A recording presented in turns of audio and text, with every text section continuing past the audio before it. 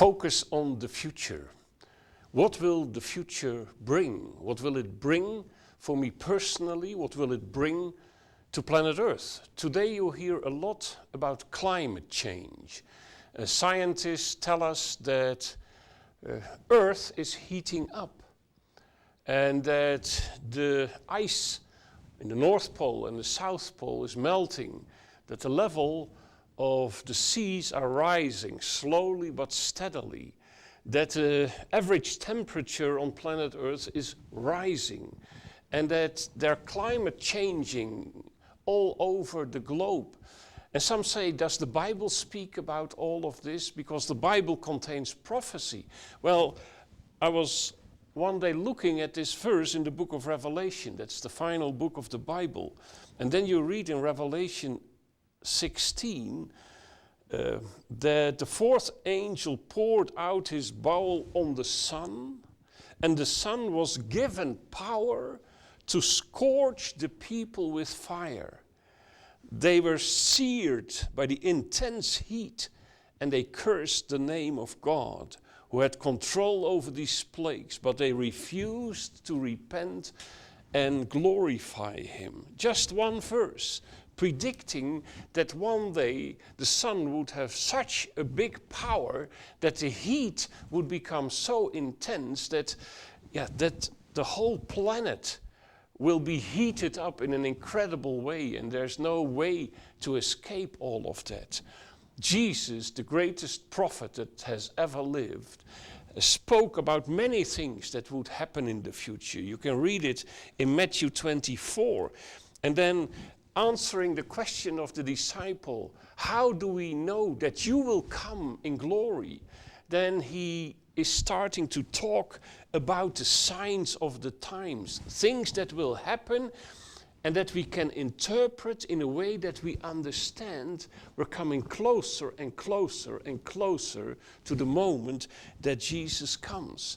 He's talking in Matthew 24 about false Christs, about wars and rumors of wars, about nations fighting one another, about kingdoms fighting one another. He speaks about famines and earthquakes and tsunamis, you might say. He's talking about persecution and martyrdom. He's talking about the fact that his followers would be hated by all the nations. He's talking about betrayal, that even parents would betray their children when they're Christian, or children would betray their parents, or friends, or whatever, that you will be going to prison, that you will stand before governors. So Jesus is talking about a lot of things, signs of the times that have been with us for the last 2,000 years. And they're still here.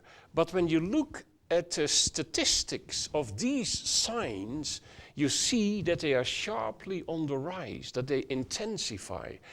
Wars have been with us for the last 2,000 years, but in the last century there were even 2 world wars with more casualties than in all the wars in all the centuries before that.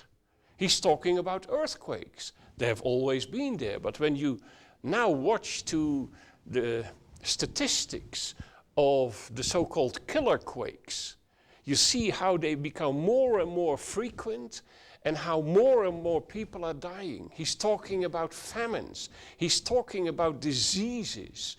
He's talking about martyrdom. And today, all over the world, thousands of Christians, you do not hear much about it, are giving their life because they're hated by the surroundings. It's happening in China, it's happening in the Islamic countries, it's all happening. But there are 2 signs in Matthew 24 that are uniquely being fulfilled in our day. One is that Jesus says the gospel of the kingdom will be preached to all the nations, and then the end of this phase of world history will be there. When I was young, I thought, well, before the gospel has reached all the nations of the world, it'll take a long time. Until I one day realized it is happening today. Hundreds of hours each day, The gospel is being preached in practically all the nations of the world. How? By powerful radio and television stations, even in areas where you cannot come, where missionaries are not allowed to get in. You can open your radio and your television set and hear the gospel of Jesus. You can go to the internet in your computer. You can hear the gospel of Jesus. Our eldest daughter has been in the mission field. Someday she came to a village and she said, who was the missionary here? And then they said there was no missionary. But we listened to the radio and we heard about Jesus and it changed our lives. Brothers and sisters, Jesus says, when the kingdom, the gospel of the kingdom, as it is preached right now, has reached the whole world, then the end of this phase will be there and the next phase will come also for you and for me.